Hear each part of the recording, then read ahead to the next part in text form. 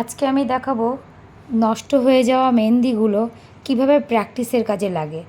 তবে হ্যাঁ, অ্যাক্রেলিক হ্যান্ডে এই মেহেন্দিগুলো করা যাবে না। তার কারণ হলো এই মেহেন্দির মধ্যে মেহেন্দির অয়েল দেওয়া আছে।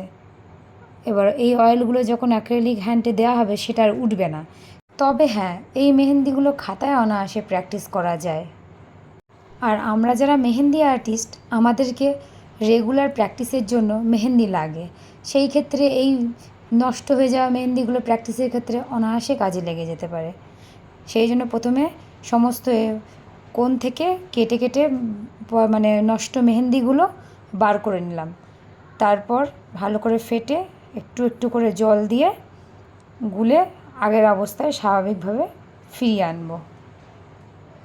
যেহেতু নষ্ট হয়ে যাওয়া মেহেন্দিগুলো অনেক দিন থাকার কারণে শুকিয়ে গেছে, সেই জন্য অল্প অল্প করে জল দিয়ে ফেটিয়ে ফেটিয়ে নিতে হবে। বেশি জল দিলে বেসটা পাতলা হয়ে যেতে পারে, সেই জন্য অল্প জল দিয়ে ফাটাতে হবে, তারপর রেডি হয়ে যাবে।